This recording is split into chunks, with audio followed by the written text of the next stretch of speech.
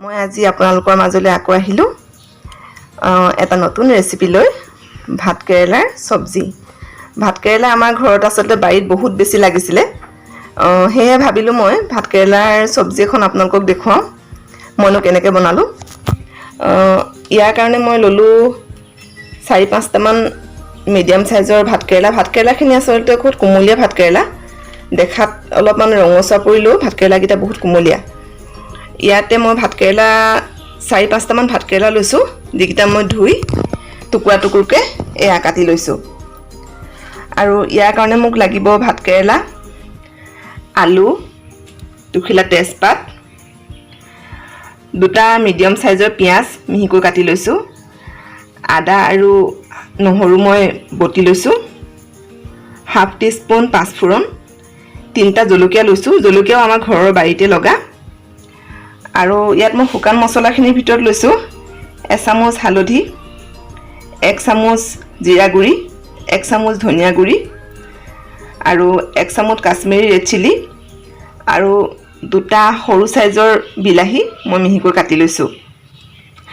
আৰু ইয়াত মই আধা চামুচ চেনি ব্যৱহাৰ কৰিছোঁ। এতিয়া পুনৰবাৰ আপোনালোকক মই লিপিকাৰ আখৰলৈ স্বাগতম জনাই আহকচোন মইনো কেনেকৈ বনালোঁ এই ৰেচিপিটো চাওঁ।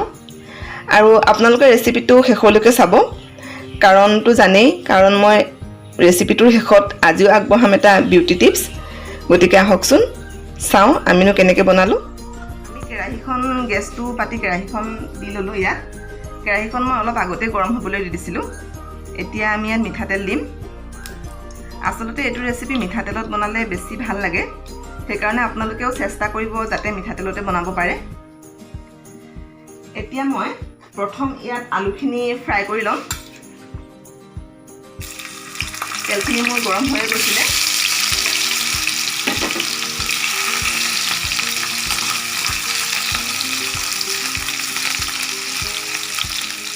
প্ৰথমতে আমি আলুখিনি সুদা তেলতে ফ্ৰাই কৰি ল'ম।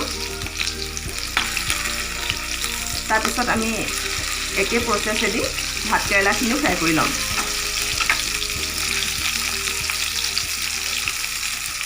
এইখিনি ফ্ৰাই কৰোঁতে আমি একো দিব নালাগে, যিহেতু আমি সম্পূৰ্ণ মছলা নিমখ সকলো পিছতে ব্যৱহাৰ কৰিম, সেইকাৰণে আমি অকল সুদা তেলতে আলুখিনি ফ্ৰাই কৰি ল'ম।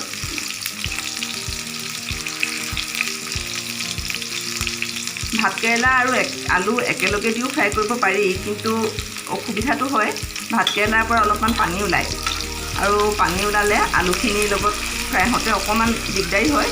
সেইকাৰণে আপোনালোকে চেষ্টা কৰিব যাতে ভাত কেৰেলা আৰু আলুখিনি বেলেগ বেলেগকৈ ফ্ৰাই কৰা যায়। আলুখিনি সম্পূৰ্ণ নিসিজিলেও হ'ব, অলপ ৰঙচুৱা পৰাকৈ ফ্ৰাই কৰি ল'ব লাগিব। ইতিমধ্যে আলুখিনি ফ্ৰাই কৰি হৈয়ে গৈছে। এতিয়া মই এইখিনি কাঢ়ি থ'ম। এতিয়া মই কেৰাহীত ভাত কেৰেলাখিনি দি দিছোঁ।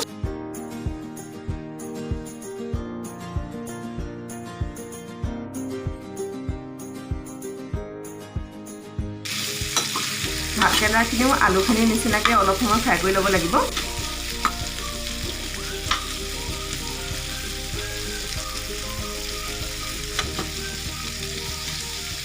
ভাত কেৰেলাখিনি আমি অকণমান সময় ঢাকনি লগাই দিম। বেছি সময় নহয়, 3-4 মিনিটমান সময় আমি ভাত কেৰেলাখিনি এনেকৈ ফ্ৰাই হ'বলৈ দিম। এতিয়া আমি ভাত কেৰেলাখিনি এবাৰ চেক কৰিম। ভাত কেৰেলাখিনি প্ৰায় হৈ যোৱা নিচিনাই, অলপ সময় মই আৰু ফ্ৰাই কৰিছোঁ।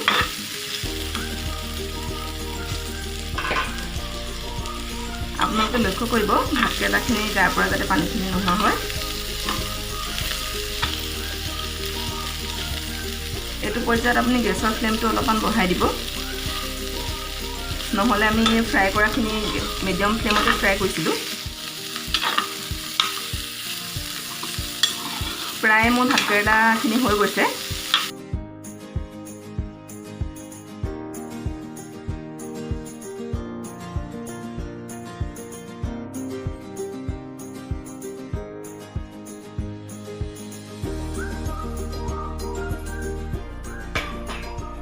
এতিয়া আমি ইয়াত আকৌ মিঠাতেল দিম।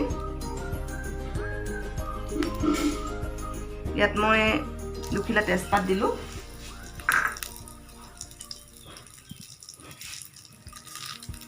পাঁচফোৰণ হাফ টিস্পুন পাঁচফোৰণ দিলোঁ।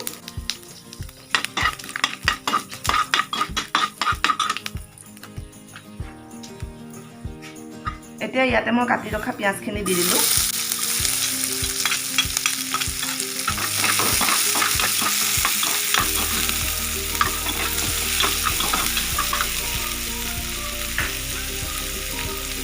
পিঁয়াজখিনি ভাজোঁতে আমি ইয়াত চেনিখিনি ব্যৱহাৰ কৰি দিলোঁ। আচলতে পিঁয়াজখিনি যদি সোনকালে ব্ৰাউন কৰিবলৈ মন যায় তেতিয়া যদি অলপমান চেনি দিয়ে তেতিয়া সোনকালে ব্ৰাউন হয়।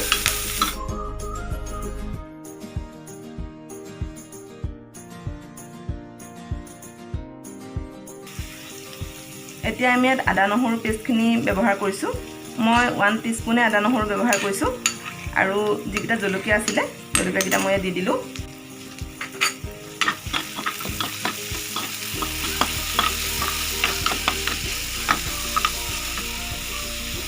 এতিয়া বন্ধু বান্ধৱীসকল, মই যিখিনি শুকান মছলা যিখিনি মই উলিয়াই ৰাখিছিলোঁ সেইখিনিত মই অলপমান পানী মিহলি কৰি ল'ম আৰু এটা মিহিকৈ পেষ্ট বনাই ল'ম। এইখিনি আচলতে এনেকৈ মছলাটো যদি পেষ্ট বনাই লৈ পেলাই দিয়ে তেতিয়া মছলাটো জ্বলি নাযায় আৰু মছলাৰ ফ্লেভাৰটো পোৱা যায়। সেইকাৰণে মই সাধাৰণতে মছলা এনেকৈ ব্যৱহাৰ কৰোঁ। মছলাখিনি ইয়াত দি দিলোঁ।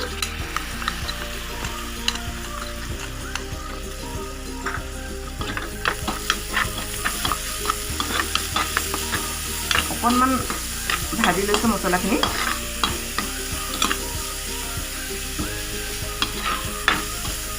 ইয়াত আপুনি জলকীয়াটো নিজৰ টেষ্ট অনুসৰি দিব পাৰে। কিছুমানে জলকীয়া বেছিকৈ খায়, কিছুমানে কমকৈ খায়।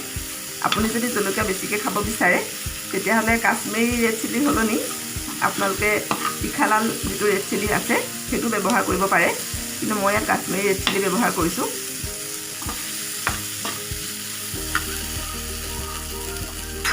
এতিয়া আমি ইয়াত কাটি ৰখা বিলাহীকেইটা দি দিলোঁ।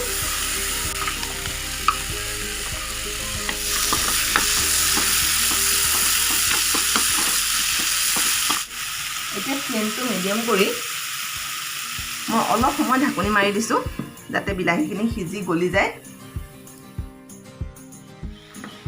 এতিয়া আমি চেক কৰিম মছলাখিনি।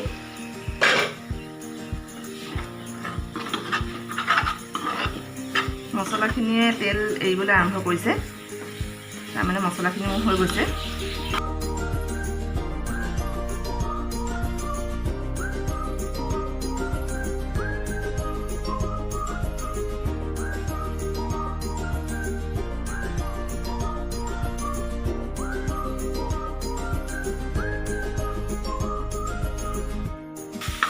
এতিয়া মই ইয়াত আলুখিনি দি দিম।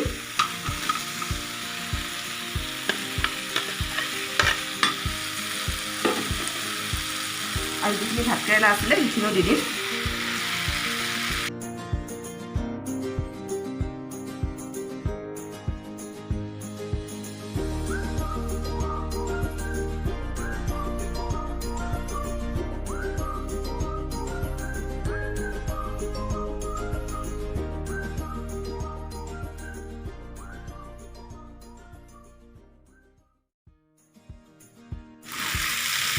এতিয়া মই ইয়াত নিমখ ব্যৱহাৰ কৰিম। যিহেতু মই ইয়াত অলপ পানী দিম, সেইটো কাৰণে সেই অনুপাতে মই নিমখ ব্যৱহাৰ কৰিছোঁ।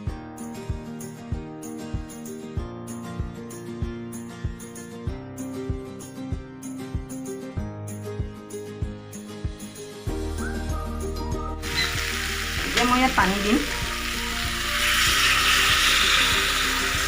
পানীখিনি মই ভাতকেৰেলাখিনি ডুব যোৱাকৈ দিম।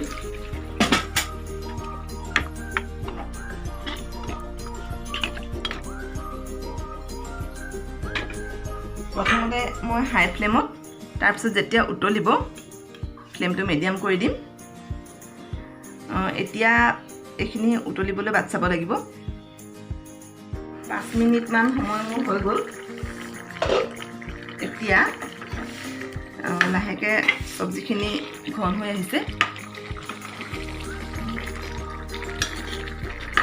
এতিয়া এইটো পৰ্যায়ত মই অলপমান গৰম মছলা দিলোঁ। ইয়াত মই দেখিছেনে সামান্য পৰিমাণৰ মই ইয়াত ঘিউ দিছোঁ। ঘিউটো আপোনালোকৰ অপশ্যনেল হয়, যদি আপোনালোকে খাই বেয়া পায় ঘিউ দিব নালাগে, আৰু যদি খাই ভাল পায় তেতিয়া ঘিউ আপোনালোকে দিব।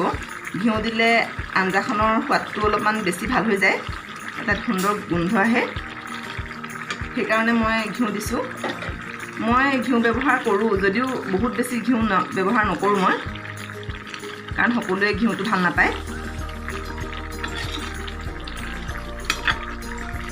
এতিয়া মোৰ এইখিনি হৈ গ'ল, মই গেছৰ ফ্লেমটো অফ কৰি দিলোঁ।